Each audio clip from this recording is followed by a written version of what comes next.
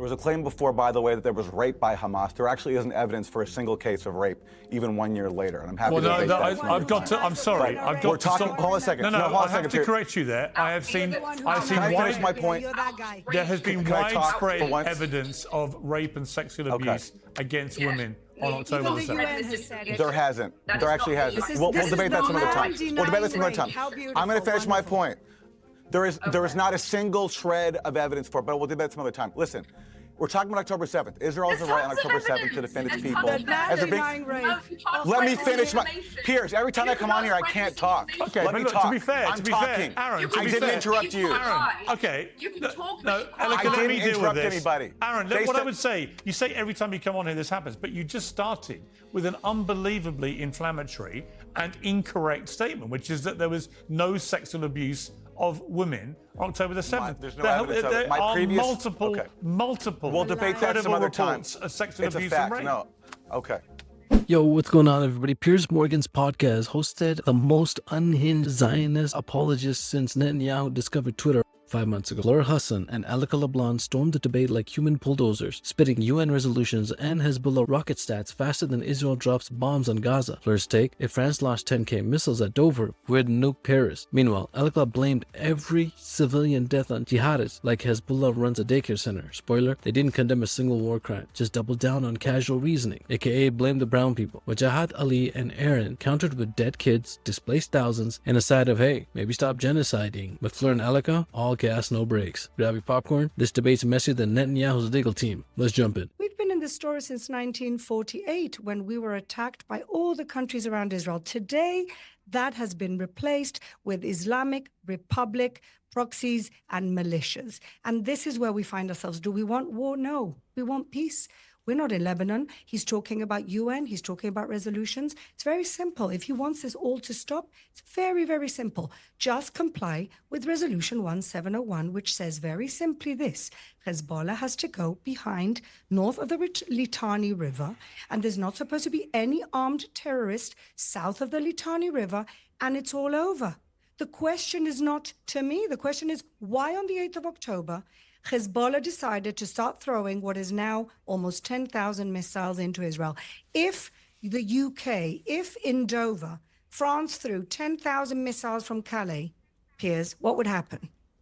Well, I think we would certainly robustly defend ourselves. Let me go to Wajahat Ali for your response there to what Fleur Hassan Nahum was saying and what the ambassador was saying, because clearly there are very strong opinions on both sides here. There have been for the last year. What do you believe is likely to happen next, and what do you think of what is happening? Yeah, so I think we all agree that nothing justifies the war crimes and terrorism that was done on October 7th. But to Israel, October 7th justifies committing war crimes and terrorism all around the world. Israel sounds like Dr. Strangelove. It sounds like a manic, violent creature right now that has said, this is their quote, "We want de-escalation through escalation." That's like saying no fighting in the war room. That's like saying we will bomb them in order to save them. That's like saying we will find life in death. Israel has already invaded Lebanon in 1982. 15 to 20,000 people were killed, mostly civilians. It wanted to weaken the PLO. You know what happened as a result of that? The PLO was weakened, but something called Hezbollah rose. Then Hamas rose. 2006, Israel and Lebanon had a war. Many civilians were killed. It was a stalemate. Now, almost a year into the October 7th war and the Gaza war, since then, 41,000 Palestinians have been killed, mostly children, Piers, in Gaza. More children have been killed in Gaza than in all the war zones combined in the past 2 years. Israel right now is bombing Lebanon. 27,000 people have been displaced, over 2,000 people injured, over 500 people killed, 50 children killed. To Israel right now, everyone is an enemy. Everyone is Hezbollah. Everyone is Hamas, right? Nurses are killed. The refugee camps are killed. I've been talking on your show for the past year. Each time I come on, there's a fresh new horror, right? Israel, Palestinians go to the south. You got Palestinians in refugee camps. They're bombed. Children are bombed. Journalists are bombed. Leon Panetta, who was the former CIA director, has said what Israel did in Lebanon, specifically booby-trapping the phones, is an act of terrorism. That's Leon Panetta. The United Nations Commission on Human Rights said that same action was a violation of international law. I want to quote him. He said, "It is a war crime to commit violence intended to spread terror among civilians, end quote. So the question for me is, when will the world and when will the United States say enough? It's clear, Piers, that Benjamin Netanyahu does not care about the hostages. Don't take my word for it. Who are the people protesting Benjamin Netanyahu? The family members of the Israeli hostages in Tel Aviv and Jerusalem. This is a recipe for madness, Piers, for madness. It's a one-year anniversary. Netanyahu wants to escape accountability. He wants to escape the inquiry, asking, how come you didn't stop the war, which, by the way, you knew was going to happen. You knew the attack was going to happen, but he was too busy with his corruption charges. He needs to stay in power to avoid from resigning and possibly going to jail. And also a perpetual war will help the supremacists in his cabinet, like Ben-Gvir, who literally is like the member of the KKK, who now is the national security minister, and people like Smotrich, who have openly said, Piers, that they have a genocidal plan. They want everything, river to the sea, and to push out Palestinians. So I condemn, I'll do this for you, Piers. I condemn the war crimes. I condemn Hezbollah launching rockets. That's a war crime. I condemn Hamas launching rockets. That's a war crime. Do my panelists condemn the occupation, Israel's killing of civilians, and the war crimes it is committing in Gaza and in Lebanon? I leave it to the panel. Well, let me ask Elica Lebon. Do you condemn that? I condemn everything that has been caused by the jihadists, and this is not my opinion. This is based on causal reasoning. You kidnap people and you take them to a different place. What other option does a sovereign nation have but to return its citizens? What else? There's only two options here, right? You either release the hostages or they have to come and be rescued. So the fact that Hamas has stubbornly refused to return these hostages means that Israel has no other choice. And so what you're looking at here is Hamas persistently putting the Palestinian people in a position to be slaughtered in this way. And you know what else that's so much worse than that? When people keep coming up with these numbers, 41,000 people killed. Why? Why are 41,000 people killed? Okay. Why is it not that 41,000 people in Israel have been killed despite all of these attacks? Because Israel invests in protecting its citizens. What does Hamas do? Hamas starts a war and then hides in its terror tunnels, okay, and leaves its civilians, its children vulnerable above the ground to be exploded like cowards hiding in tunnels. So yes, I agree 41,000 is an awful number. First of all, we haven't separated the combatants, but we know that children have been killed, and the children have been killed because of Hamas. Everybody that is being killed is because of jihadists, and there is not one fact that you can make that doesn't start with the jihadists. And when the jihadists bury themselves wherever they are, whether they're in Lebanon, whether they're in Gaza, whether they're in Iran, whether they're in Syria, they are making the people of that nation, the people they are burying themselves amongst, vulnerable to being killed in this way. So yes, I absolutely condemn those deaths, and I absolutely blame the jihadists for that. And first of all, to go back to this claim that Hezbollah never started this war, from the 8th of October, okay, started launching, by this point, over 11,000 rockets into Israel. 96,000 people in northern Israel have been displaced. 10% of Israel's landmass has been depopulated, okay, 11 months deep. What is it exactly that you expect Israel to do? At this point, civilians are out of their homes, children are out of their schools. What do you expect Israel to do in the final instance where there is a precision strike on Hezbollah terrorists, okay?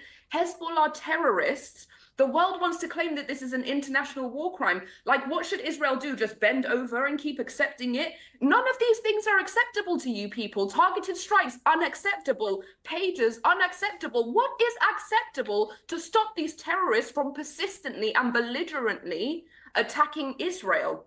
And to make the claim, first of all, to make the claim that they are doing this on behalf of the Palestinians is absolutely outrageous. You want to say that, oh, we're fighting for the Palestinians because of the occupation and this oppressive military state. What about Hezbollah's oppressive military state? What about Hezbollah's state within a state that has undermined Lebanon's sovereignty? What about the fact that Hezbollah goes to Syria and massacres people on behalf of Assad? What about the fact that Hezbollah goes to Iran and massacres, rapes innocent Iranians? So why don't we just say that everything that Israel's doing is in behalf of the innocent Iranians, the innocent Syrians, and the innocent Lebanese? You know why you don't say that? Because it sounds absolutely ridiculous. It is a red herring. It is a red herring to claim that Hezbollah is acting on behalf of Palestinians when what they're doing is exactly what they said in their charter, which the Islamic Republic created them for, which is to create a second Islamic Republic in Lebanon and to destroy Israel. That is their goals.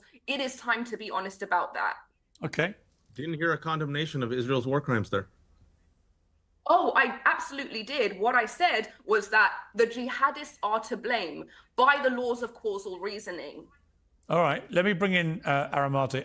Aaron, we are nearly a year into this war in Gaza. It now looks increasingly likely there might be another phase of this war erupting, already has erupted, in Lebanon. The question I have wrestled with since October the 7th is not whether Israel has a right to defend itself if it's attacked, but what is the proportionate response which should be tolerated of a nation that comes under that attack. And that's setting aside the history of the conflict. When you are attacked as they were on October the 7th, you obviously have to fight back hard, particularly as Hamas said, we're going to keep doing this. If Hezbollah wants to respond to what happened on October the 7th by within hours, unleashing rockets at Israel and carrying on doing that for the next year, again, Israel has a right to defend itself. The question is what is proportionate? Do you accept, first of all, Aaron, that Israel has a right, if not a duty, to its people to defend itself? And if you accept that, then what is proportionate? Who determines that? Every state, including Israel, has the right to defend itself, but let's examine what that right entails. If we're talking about October 7th, when, yes, some Hamas militants committed atrocities, they're on camera. There was a claim before, by the way, that there was rape by Hamas. There actually isn't evidence for a single case of rape, even 1 year later. And I'm happy to debate that. I'm sorry. I've got to stop. Hold on a second. No, hold on a I have to correct you there. I have seen. Can I finish my point? There has been widespread evidence of rape and sexual abuse against women on October the 7th. There hasn't. There actually hasn't. We'll debate that some other time. We'll debate that some other time. I'm going to finish my point. There is not a single shred of evidence for it, but we'll debate some other time. Listen, we're talking about October 7th. Israel has a right on October 7th to defend its people. Let me finish my... Piers, every time I come on here, I can't talk. Okay, let me talk. To be fair, I'm talking. Aaron, I didn't interrupt you. Aaron, okay. No, I didn't interrupt anybody. Aaron, look, what I would say, you say every time you come on here this happens, but you just started with an unbelievably inflammatory and incorrect statement, which is that there was no sexual abuse of women on October the 7th. There's no evidence of it. My previous...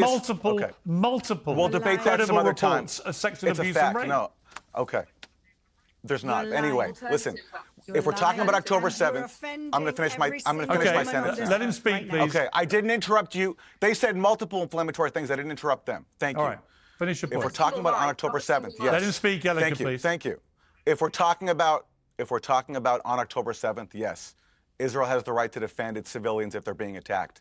Okay, but Israel is an occupying power, and it's been an occupying power for decades. And there you have it, folks. Fleur and Elica serving war crime apologies with the side of, but what about Hamas salad? Wajahat and Aaron dropped truth grenades. 41 dead, kids blown to bits, Lebanon on fire, while the Zionistry twins play blame jihadist bingo, casual reasoning, UN resolutions. Meanwhile, Israel's bombing spree gets a free pass. Double standards so thick you could build a West Bank wall with them. Newsflash, ladies. Condemning Hamas and Netanyahu's genocide isn't rocket science. It's called having a soul. If Fleur thinks 10K missiles justifies flattening Gaza, does Elica think self-defense includes starving 2 million kids? Spoiler, yes. Drop a comment. Team Humanity or Team Hezbollah? Smash subscribe before BB bombs the like button too. And check out these 2 videos down below. And I hope to catch you on the next one. Bye for now.